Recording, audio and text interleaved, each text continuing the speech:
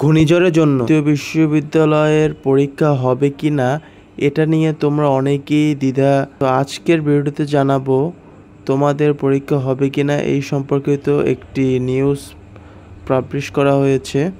তো সরাসরি আমার নিউজটা জেনে নিয়ে আসি, চলো। মূলত দ্য ডেইলি ক্যাম্পাসে একটি খবর প্রকাশ করা হয়েছে, ঘূর্ণিঝড়ের সংখ্যার মধ্যেই জাতীয় বিশ্ববিদ্যালয়ে ভর্তি পরীক্ষা হচ্ছে শনিবারে।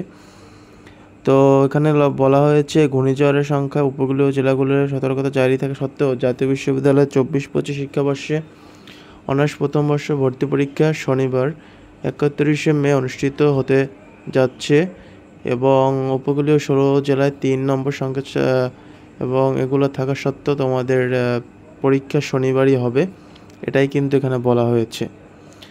তো আশা করি তোমরা শনিবার অর্থাৎ 31শে মে তোমাদের ভর্তি পরীক্ষা অনুষ্ঠিত হবে, এটা নিশ্চিত। কেউ আশা করি কোনো বিভ্রান্তির মধ্যে পড়বেন না, শনিবারই আপনাদের পরীক্ষা অনুষ্ঠিত হবে।